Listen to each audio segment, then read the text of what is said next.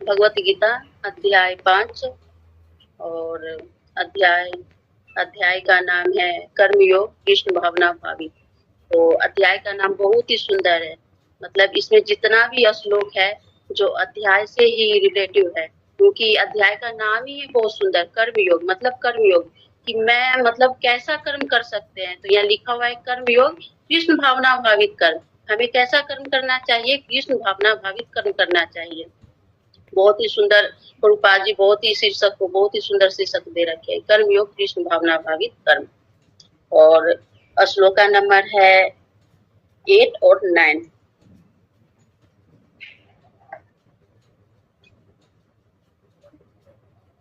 न एव किञ्चित् करोमि इति युक्तः मन्यते ततो वित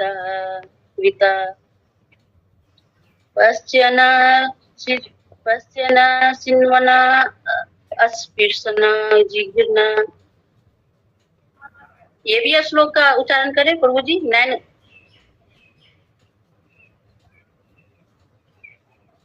अस्नन गच्छन स्वप्न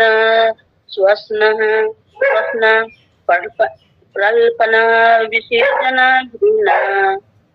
पुनिस्मन निमित्न अपि इंद्रियाणि इंद्रिय अर्थेषु वर्तन्ते इति धारयन् न नहीं एवं निश्चित ही कि किस्तः कुछ भी करोमि करता हूँ इति इस प्रकार युक्त देवी चेतना में लगा हुआ मन्यते सोचता है तत्वितः सत्य को जानने वाला पश्चन देखता हुआ सिन्वना सुनता हुआ अस्पृशन स्पर्श करता हुआ जिघ्न सूंघता हुआ अस्नना खाता हुआ गच्छन जाता हुआ स्वप्न स्वप्न देखता हुआ श्वसन सांस लेता हुआ प्रलपन बात करता हुआ विसर्जन त्यागता हुआ ग्रहण स्वीकार करता हुआ उन्निमसन खोलता हुआ निमिशन बंद करता हुआ अभी तो भी इंद्रियानी इंद्रियों को इंद्रिय अर्थेषु इंद्रिय तृप्ति में वतंते लगे रहने देकर इति इस प्रकार धार्यन विचार करते हुए। ओम नमो भगवते वासुदेवाय। ओम नमो भगवते वासुदेवाय। ओम नमो भगवते वासुदेवाय। अनुवाद प्रभुपाद की जय। दिव्य भावना युक्त पुरुष देखते सुनते स्पर्श करते सुनते खाते चलते फिरते सोते तथा श्वास लेते हुए भी अपने अंतर में सदैव यही जानता रहता कि वास्तव में वह कुछ भी नहीं करता। बोलते त्यागते ग्रहण करते या आंखें खोलते बंद करते हुए भी वह यह जानता रहता है कि भौतिक इंद्रियां अपने अपने विषयों में प्रवृत्त है और वह इन सबसे पृथक है। इसके पहले श्लोका 7 नंबर श्लोका में हम देख रहे हैं, यहाँ पर प्रभुपाद जी बहुत ही सुंदर अनुवाद दे रहे हैं। जो भक्ति भाव से कर्म करता है, मतलब जो भी मनुष्य है भक्ति भाव मतलब कृष्ण भावना भावित होकर जो भक्ति से श्रद्धा से निष्ठा पूर्वक जो कर्म करता है, जो विशुद्ध आत्मा है, मतलब उनका आत्मा बिल्कुल शुद्ध है। मतलब कृष्ण भावना भावित भक्ति करते हुए क्या होता है, आत्मा शुद्ध हो जाता है और अपने मन तथा इंद्रियों को वश में रखता है। वह सबको प्रिय होता है और सभी लोग उसे प्रिय होते हैं। तो जो कृष्ण भावना भावित है वो क्या होता है, यह बता रहे हैं कि वो सबों को मतलब जो भक्त होता है तो वो तो सबों को प्रिय होता है। जैसे हम देख सकते हैं कि अपने गुरु महाराज मतलब कि जब अपने गुरु महाराज शरीर त्यागे थे तो हम देख सकते हैं कि उनको मतलब उनका दर्शन करने के लिए मतलब शरीर त्यागने के बाद भी दर्शन करने के लिए इतनी भीड़ लगी थी, बल्कि यहाँ से लेकर वृंदावन तक कितनी भीड़ थी, ऐसा लग रहा था कि पता नहीं क्या है, इतनी भीड़ थी। तो हम देख सकते हैं कि वो कितने मतलब भगवान के तो प्रिय थे ही, लेकिन सभी भक्तों के भी प्रिय थे। मतलब एक एक भक्तों से प्रिय थे, इतने सुंदर मतलब। तो वही यहाँ पर बताया जा रहा है कि वो सबों को प्रिय होता है और सभी लोगों उसे प्रिय, मतलब वो सभी का भी प्रिय होते हैं और उनका भी सब प्रिय होते हैं। जैसे गुरु महाराज का सभी प्रिय और गुरु महाराज सभी के बारे में जानते थे और गुरु महाराज से सभी इतना ही प्रेम करते थे जितना गुरु महाराज उन लोग से भी प्रेम करते थे। और ऐसा व्यक्ति कर्म करता हुआ भी कभी नहीं बंधता है। तो ऐसा व्यक्ति क्या होता है कि भौतिक संसार में तो रहता है, सारा कर्म करता है, लेकिन वो क्या होता है, भौतिक संसार के कर्म से वो बंधता नहीं है। तो इसमें ये बता रहे हैं मतलब 7 श्लोक में, बहुत ही सुंदर। फिर 8वां श्लोक में हम देख सकते हैं, उसी से रिलेटिव है कि दिव्य भावना युक्त पुरुष देखते सुनते स्पर्श करते सूंघते खाते चलते फिरते सोते तथा श्वास लेते हुए भी अपने अंदर सदैव में यही जानता रहता है। मतलब जो कृष्ण भावना भावित व्यक्ति होता है, तो वो क्या होते हैं कि सारा मतलब देखते भी हैं, सुनते भी हैं, स्पर्श भी करते हैं, सारा चीज मतलब जो उनका ज्ञान इंद्रिया 5 है, कर्म इंद्रिया है, तो उनसे सारा जो कर्म इंद्रिया है, जिसे मतलब कर्म विषय, तो जो आंख है, कान है, मतलब हर चीज देखते हैं, हर चीज करते हैं, लेकिन उन किसके लिए करते हैं, उनके मन में क्या रहता है कि हम अपने इंद्रियों को अपने लिए तुष्टि नहीं करेंगे, हम अपने इंद्रियों को किसके लिए करेंगे, भगवान के लिए करेंगे, भगवान के अर्चा विग्रह देखने में करेंगे, कान को कथा सुनने में करेंगे, पैर को मंदिर जाने में करेंगे। मतलब उनकी जितना भी इंद्रिया है वो क्या करते हैं, भगवान को सौंप देते और भगवान के लिए मतलब वो रहते हैं, बल्कि अपने लिए नहीं रहते हैं। और जो भौतिक संसार का लोग होता है, वो क्या करता है, अपने इंद्रियों को अपनी तुष्टि के लिए ही करते हैं कि मेरा जो इंद्रिय मिला, मेरा ये जो शरीर मिला है, तो उससे मैं कितना सुख प्राप्त कर लूं, क्या पता इस जन्म में ये शरीर मिला है, अगले जन्म में मिलेगा या नहीं मिलेगा, क्योंकि मैं अपने पूरा सुख को प्राप्त कर लूं।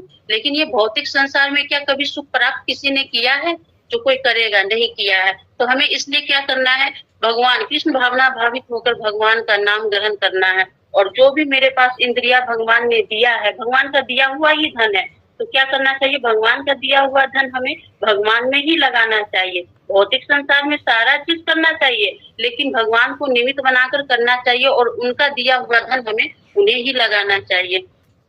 तो यहाँ यही बता रहे हैं। जैसे हम देख सकते हैं कि वो देख सकते हैं, वो अमरीश महाराज जी थे, कृष्ण भावना भावित थे, और वो अपने इंद्रियों को, सारे इंद्रियों को भगवान को सौंप दिए थे। हर कोई मतलब वो अपने सारे, आंख से देखना, मतलब पैर से मंदिर जाना, सारा चीज मतलब ए टू जेड अपने एकदम पूरा समर्पित कर दिए थे भगवान को। जो भी है भगवान के लिए, और जो भी कर रहे थे भगवान के लिए कर रहे थे। तो हमें मतलब उस लेवल पर हम लोग तो नहीं है, लेकिन हमें प्रयास करना चाहिए कि जो भी भगवान हमें दिए हैं उसको क्या करने से भगवान को समर्पित करना चाहिए। तो इसमें यही बता रहे हैं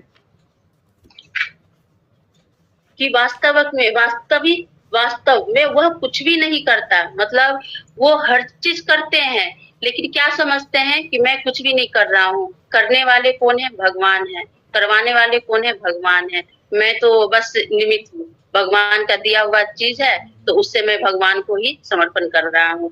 वो अपने ऊपर कुछ नहीं, जैसे हम भौतिक संसार में देखते हैं कि कोई भी इंसान क्या कहता है कि भगवान को किसने देखा है, भगवान को थोड़ी ना किसी ने देखा है, जो भी कर रहे हैं मैं तो खुद अपने कर्म से कर रहे हैं, अपने हाथ से कर रहे हैं, अपने पैर से कर रहे हैं। क्या मैं कर्म नहीं करूंगा तो मैं खा कैसे लूंगा?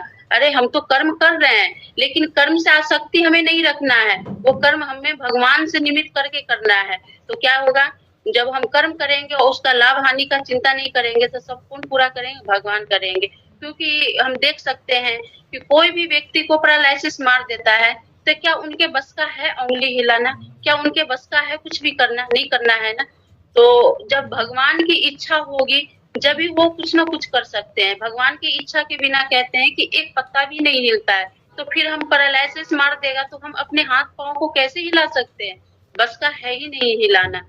लेकिन जो भौतिक संसार का लोग होता है, वो ये चीज नहीं समझते हैं। क्या कहते हैं कि जो भी हम कर रहे हैं तो खुद हम कर रहे हैं, कर्म कर रहे हैं, उसका फल मिल रहा है, कर्म नहीं करेंगे तो फल कहाँ से मिलेगा?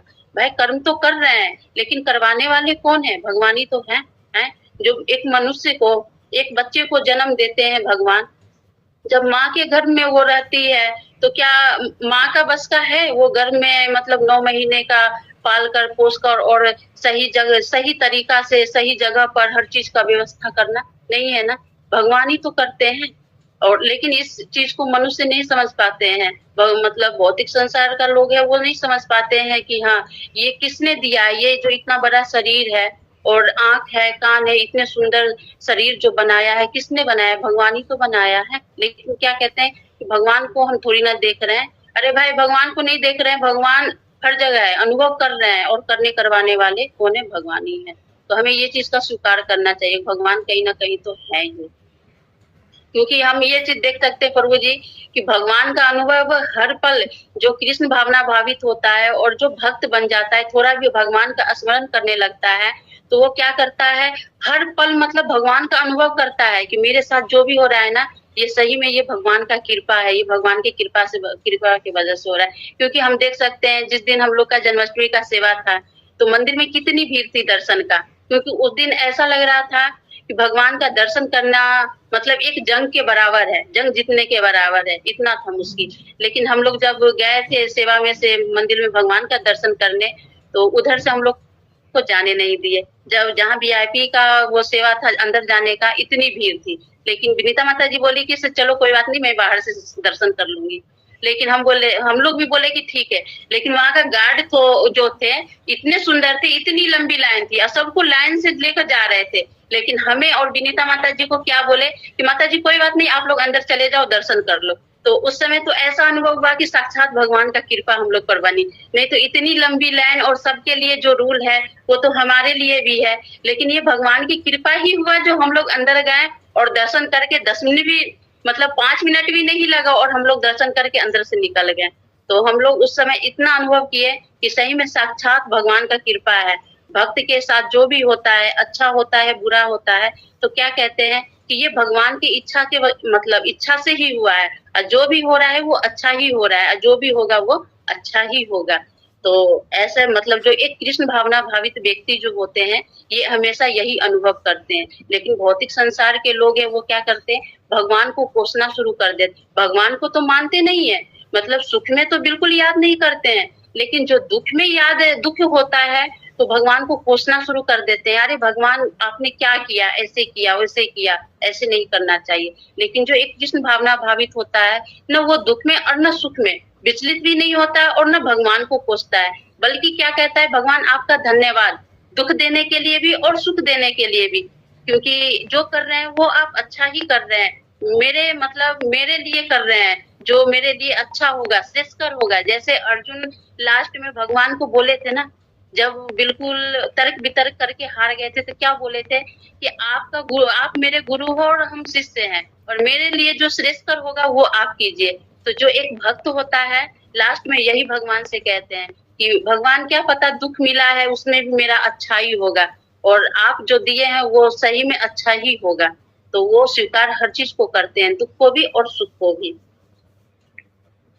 बोलते त्यागते ग्रहण करते या आंख खोलते बंद करते हुए भी वह यह जानता रहता है कि भौतिक इंद्रियां अपने अपने विश्व में प्रवृत्त है और उस इन सबसे पृथक है। तो यहाँ यही बताया जा रहा है कि जो भौतिक संसार है, तो भौतिक संसार में जो भी विषय मतलब कर्म विषय है, तो उससे हम हर चीज देखते हैं, सुनते हैं, करते हैं। लेकिन उससे भी ऊपर क्या है, कृष्ण भावना भावित है जो भक्त है, तो उससे क्या होता है, अलग होता है, उससे ऊपर होता है। मतलब भौतिक संसार में रह रहा है, सारा चीज कर रहा है, लेकिन उससे ऊपर उठा हुआ रहता है। प्रभु जी कोई भी त्रुटि होगा क्षमा करना है प्रभु जी। तात्पर्य श्रील प्रभुपाद की जय। चूंकि कृष्ण भावना भावित व्यक्ति का जीवन शुद्ध होता है, फलतः उसे निकट तथा दूर स्थल 5 कारणों कर्ता, कर्म, अधिष्ठान, प्रयास तथा भाग्य पर निर्भर किसी कार्य से कुछ लेना देना नहीं रहता है। तो यहाँ यही बता रहे हैं प्रभुपाद जी कि चूंकि कृष्ण भावना भावित व्यक्ति का जीवन शुद्ध होता है, क्योंकि हम देख रहे हैं कि कृष्ण भावना भावित व्यक्ति जो भी होते हैं, भगवान के रूप गुण लीला परिकर मतलब हर चीज के बारे में जान जाते हैं, तो उनका आत्मा क्या होता है, शुद्ध होता है। और भक्ति करते हैं तो धीरे धीरे क्या कहते हैं कि भक्ति करने से मेरे मन में जो भी मतलब कई जन्मों का जो मैल जमा हुआ है चित्त में, तो वो भक्ति करने से और भक्तों का संग करने से और जो भगवान जो महा चैतन्य महाप्रभु जो हमें नाम हरि नाम दिए हैं, उसका जप करने से क्या होता है, आत्मा शुद्ध होता है। तो और भगवान के गुण रूप लीला धाम मतलब जाने से, देखने से, समझने से क्या होता है, मेरा आत्मा का शुद्धि होता है। जैसे हम सुनते हैं कि कोई भी वरिष्ठ भक्त का मतलब गुणगान सुनो, तो उससे भी क्या होता है, मेरा आत्मा शुद्ध होता है। तो हम कृष्ण भावना भावित हो जाएंगे, तो उसमें कृष्ण भावना भावित में क्या होता है, हर चीज आ जाता है, भगवान का नाम, रूप, गुण, लीला, भक्तों का संग, वैष्णव भक्तों का गुणगान और भगवान का सेवा, अर्चा विग्रह का सेवा। मतलब ये सब चीज करने से क्या होता है, मेरा आत्मा का शुद्धि होता है। प्लस तो उसे निकट तथा दूर स्थल 5 कर्म, कर्ता, कर्म, अधिष्ठान, प्रयास तथा भाग्य। मतलब ये चीज करना जो कृष्ण भावना भावित होते हैं, भगवान का जो शुद्ध भक्त होता है, वो कर्म, कर्ता, कर्म, अधिष्ठान, प्रयास तथा भाग्य, मतलब ये चीज पर निर्भर नहीं करता है। वो क्या कहता है कि हम तो कर रहे हैं, लेकिन क्या पता हम कर रहे हैं और मेरे भाग्य में मतलब अच्छा नहीं है, लेकिन हम ये कर्म भगवान के लिए कर रहे हैं। तो इंसान क्या कहता है कि जब हम भगवान के लिए कर्म करना शुरू कर देते हैं और निमित्त बनाकर, तो जो भी दुख मेरे अंदर आने वाला था बड़ा, लेकिन वो क्या होगा, छोटा सा आएगा, वो दुख बड़ा नहीं होगा, छोटा होगा। तो ये क्या है, जब हम भगवान का भक्ति करने लगेंगे तब होगा। लेकिन भौतिक संसार में रहकर हम कर रहे हैं ये चीज पर, हम चाहेंगे कि मेरा दुख इतना बड़ा होने वाला था, लेकिन भगवान आप हमें दुख कम दो, ऐसा हो सकता है? नहीं हो सकता है। जब हम भगवान को मान ही नहीं रहे हैं तो भगवान हम पर कृपा क्या करेंगे? भगवान क्या कहते हैं, कम से कम आप एक पैर तो आगे बढ़ाओ, मैं पूरे बढ़ाने के लिए आगे हैं, तो कम से कम भगवान का हम नाम तो ले। भगवान का नाम लेंगे तभी तो भगवान हमें मतलब स्वीकार करेंगे। जब हम भौतिक संसार में ही देख सकते हैं, जब हम अपने माता पिता को हम स्वीकार ही नहीं करेंगे कि ये मेरे माता पिता है, तो क्या माता पिता स्वीकार कर लेंगे क्या मेरे बच्चे हैं? नहीं करेंगे ना। दोनों मतलब जो हाथ है, 2 हाथ है, दोनों हाथ से ताली बजता है। तो यही बात है, जब तक हम भगवान को स्वीकार नहीं करेंगे, भगवान को समझेंगे नहीं और भगवान से हम अपना रिलेटिव मतलब रिलेशन नहीं बनाएंगे कि हाँ भगवान चलो मेरे पिता है, दोस्त है, सखा है, बेटा है, जो भी है, उनसे जो भी रिश्ता बनाना, तो फिर जब तक वो हमें स्वीकार कैसे करेंगे? आखिर रिश्ता उनसे हम बनाएंगे जब तो हमें वो स्वीकार करेंगे। क्या हम बिन रिश्ते से किसी से हम बात कर लेंगे? क्या किसी को स्वीकार कर लेंगे? नहीं करेंगे ना। तो हमें भगवान से पहले क्या करना पड़ेगा? रिश्ता बनाना पड़ेगा, जब हमें भगवान स्वीकार करेंगे। तो क्या होता है, जो कृष्ण भावना भावित है तो ये कर्म पर, कर्ता पर, अधिष्ठान पर, ये सब पर क्या करता है? भरोसा नहीं करता है। वो एक ही चीज जानते हैं कि जो करने करवाने वाले हैं भगवान है। हम देख सकते हैं कि जो अंधे होते हैं, जो पैर से लंगड़े होते हैं, क्या उसके बस का होता है? नहीं होता है ना। भगवान का कृपा होता है जब ही तो वो मतलब पहाड़ को लांग देते हैं आंख से। जैसे जो सूरदास थे तो वो आंख से अंधे थे, लेकिन भगवान का हर दिन दर्शन करते थे और हर दिन उनको पता था कि आज भगवान इस तरह का वस्त्र पहने हैं। और एक दिन भगवान को वस्त्र नहीं पहनाया गया था, वो भी उनको पता चल गया था, क्योंकि उनका आत्मा क्या था? शुद्ध हो गया था। कृष्ण भावना भावित करते करते, भगवान का नाम लेते लेते, भक्तों का संग करते करते क्या हुआ था? उनका आत्मा बिल्कुल शुद्ध हो गया था। जो अंधे भी थे लेकिन हर चीज वो देख लेते थे। तो ये क्या था? भगवान का कृपा ही तो था। नहीं तो भगवान की क्या बिन कृपा का हम कुछ कर सकते हैं? नहीं कर सकते हैं। इसका कारण यही है कि वह भगवान की दिव्य सेवा में लगा रहता है। यद्यपि ऐसा प्रतीत होता है कि वह अपने शरीर तथा इंद्रियों से कर्म कर रहा है, किंतु वह अपनी वास्तविक स्थिति के प्रति सचेत रहता है, जो कि आध्यात्मिक व्यवस्था है। तो यहाँ यही बता रहे हैं कि वो तो कर्म कर रहे हैं, लेकिन भौतिक संसार में रहकर कर्म कर रहे हैं, और किंतु वह अपनी वास्तविक स्थिति के प्रति मतलब उनका जो वास्तविक स्थिति क्या है? कृष्ण भावना भावित, भगवान को प्राप्त करना, भगवान को प्राप्त करना, जो कि आध्यात्मिक व्यवस्था है। मतलब तो हम देख सकते हैं यहाँ पर उदाहरण कि एक नारियल होता है, तो नारियल में से पानी निकाल दो तो उसमें का जो मलाई होता है उसमें चिपका हुआ रहता है। लेकिन उसी नारियल को हम मतलब उसको सुखा दिया जाए तो क्या होता है? जो वो नारियल का जो नारियल होता है और नारियल का जो छिलका होता है, तो सूखने के बाद क्या होता है? वो धीरे धीरे उससे अलग होने लगता है ना। सूखने के बाद वो अपने ही वो क्या होता है? नारियल को छोड़ देता है और वो अलग हो जाता है। तो उसी तरह से हम देख सकते हैं कि जो एक कृष्ण भावना भावित व्यक्ति होता है, भौतिक संसार में तो रहता है, लेकिन वो क्या होता है? कर्म विषयों से, कर्म वासनाओं से वो क्या होता है? धीरे धीरे उसका आसक्ति क्या होता है? खत्म हो जाता है और वो भगवान के स्मरण करने लगता है और भगवान को समर्पण कर देता है। भौतिक चेतना में इंद्रिय तृप्ति में लगी रहती है, किंतु कृष्ण भावनामृत में वे कृष्ण की इंद्रियों की तुष्टि में लगी रहती है। अतः कृष्ण भावना भावित व्यक्ति सदा मुक्त रहता है। भले ही वह ऊपर से भौतिक कार्यों में लगाव दिखाई पड़े, देखने तथा सुनने। मतलब यहाँ पर यही बता रहे हैं कि भौतिक चेतना में इंद्रिया इंद्र तृप्ति में लगी रहती है, और किंतु कृष्ण भावना मृत में वे कृष्ण की इंद्रिया की तुष्टि में लगी रहती है।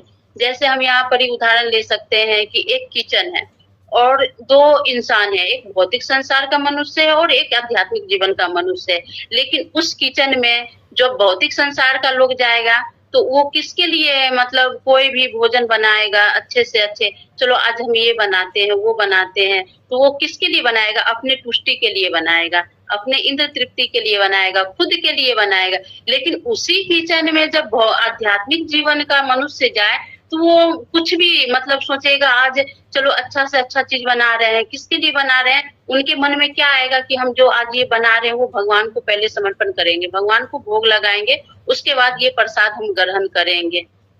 तो एक भौतिक चेतना और आध्यात्मिक चेतना में यही फर्क पड़ता है कि जो भौतिक संसार के लोग रहते हैं वो खुद के लिए सोचते हैं, और जो आध्यात्मिक जगत का जो लोग रहता है वो भगवान के लिए हर चीज, कुछ छोटा से छोटा चीज हो, बड़ा से बड़ा चीज हो, वो सब क्या सोचते हैं कि हमें भगवान को समर्पण करना है और भगवान के समर्पण करके वो प्रसाद हमें ग्रहण करना है। तो यहाँ यही बताया गया है। अतः कृष्ण भावना भावित व्यक्ति सदा तुष्टि में लगी रहती है। अतः कृष्ण भावना भावित व्यक्ति सदा मुक्त रहता है। तो मतलब कर्म करते हुए इसलिए वो नहीं बंधते हैं क्योंकि वो भगवान को समर्पण करते हुए वो ग्रहण करते हैं वो चीज को। तो जब हम भगवान को वो चीज समर्पण कर देंगे तो वो मतलब सही है कि हम वो चीज से हम बंधेंगे नहीं, और नहीं भगवान को समर्पण करेंगे। भौतिक संसार का लोग क्यों बंधते हैं, और फिर भौतिक संसार का लोग फिर दोबारा भौतिक संसार में क्यों आते हैं, जन्म मृत्यु जरा व्याधि के, मतलब फिर तो वही कर्म गलत करते हैं और भगवान को समर्पण नहीं करते हैं, खुद के लिए करते हैं, तो क्या फिर उनको भौतिक संसार में फिर अलग अलग मतलब योनिया में जन्म लेकर भोगने के लिए आना पड़ता है। लेकिन जो कृष्ण भावना भावित होता है उनके मन में क्या होता है, एक ही चीज होता है कि हम भगवान को हर चीज समर्पण करते हुए हम वो चीज हम अपने को समर्पण करेंगे और हम भगवान के वैकुंठ धाम को जाएंगे। उनके मन में एक ही चीज होता है कि हमें इस भौतिक संसार में दोबारा नहीं आना है, हमें कहाँ जाना है, अपने वास्तविक घर को जाना है और भगवान के वैकुंठ धाम को जाना है। लेकिन भौतिक संसार का लोग ये नहीं सोचते, वो सोचते हैं कि जो भी करना है खुद के लिए करना है, अपने लिए करना है, बच्चों के लिए करना है। तो वो क्या होते हैं, ये भौतिक संसार में फंसे ही रह जाते हैं। भले ही वह ऊपर से भौतिक कार्यों में लगा हुआ दिखाई पड़े, देखने तथा सुनने के कार्य ज्ञानेंद्रिय के कर्म है, जबकि चलना बोलना मल त्यागना आदि कर्म इंद्रिया के कार्य हैं।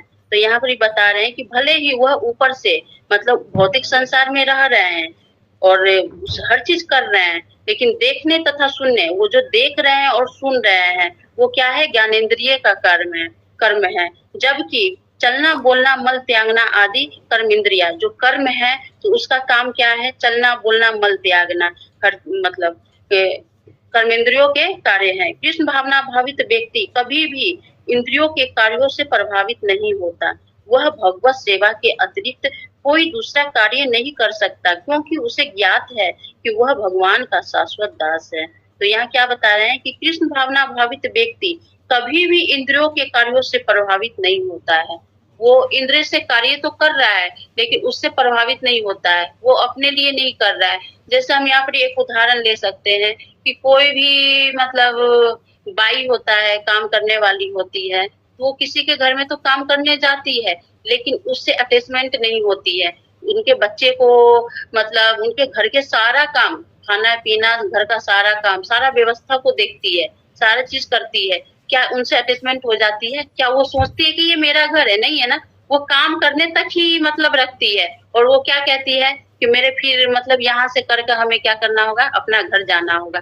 तो वो अपने घर को ही अपना घर समझते हैं, बल्कि जहाँ काम करते हैं उनको अपना घर नहीं समझते, बल उतना ही मतलब करते हैं जितना उनका कर्म होता है, उतना ही मतलब रखते हैं। बाकी वो तो अपने घर से ही मतलब रखते हैं, अपने बच्चे से ही मतलब रखते हैं, अपने को ही अपने कहते हैं, बल्कि उनको थोड़ी अपने कह देंगे, उनको क्या बोलेंगे, मैं तो वहाँ काम करती हूँ।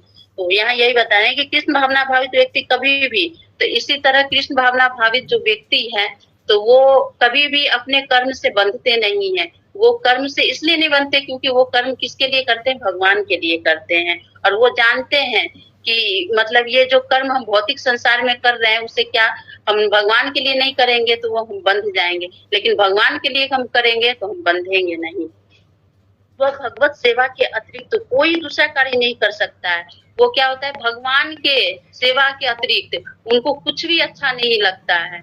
और भगवान के सेवा हो गया, भगवान के भक्तों का सेवा हो गया, तो उनके सिवा अभी हम लोग ही देख सकते हैं कि कोई भी मतलब इस्कॉन से हो, अपने छोटे मतलब अपने सेंटर से भी सेवा हो, तो हम लोग कितना उत्सुक रहते हैं कि हमें ये सेवा मिला है, उसको हम अच्छी तरह से करें। और भगवान का ही सेवा है, कोई भी सेवा मिल जाता है तो उसको हम कैसे स्वीकार करते हैं कि कुछ भी सेवा मिले हैं।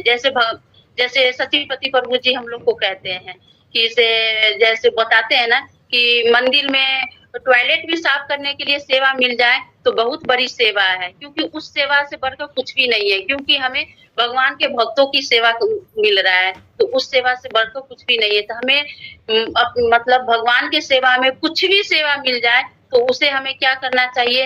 मन तन धन हर चीज से स्वीकार कर देना चाहिए और बिल्कुल निष्ठा पूर्वक, बिल्कुल भाव के साथ हमें वो सेवा को स्वीकार करके करना चाहिए। तो जो एक कृष्ण भावना भावित होता है, जो भगवान का शुद्ध भक्त होता है, तो वो क्या कहते हैं? हमेशा भगवान का ही चिंतन करता है और भगवान के सेवा के बारे में ही सोचता है कि हमें भगवान का सेवा कहाँ से मिल जाए और भगवान की सेवा हम किस तरह से करें और कैसे करें जो भगवान को हम पसंद कर सकते हैं और भगवान के नजदीक हम जा सकते हैं।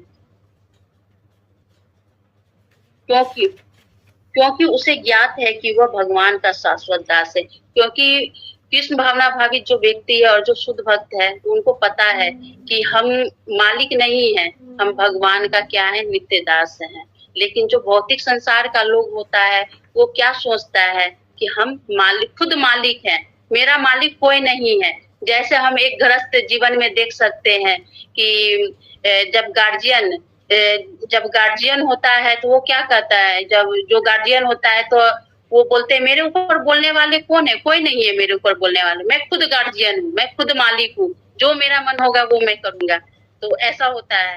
लेकिन जब वो कृष्ण भावना भावित हो जाता है, जब भक्त हो जाता है, तो अपने गृहस्थ जीवन में भी ये चीज नहीं बोलता है कि मैं मालिक हूँ।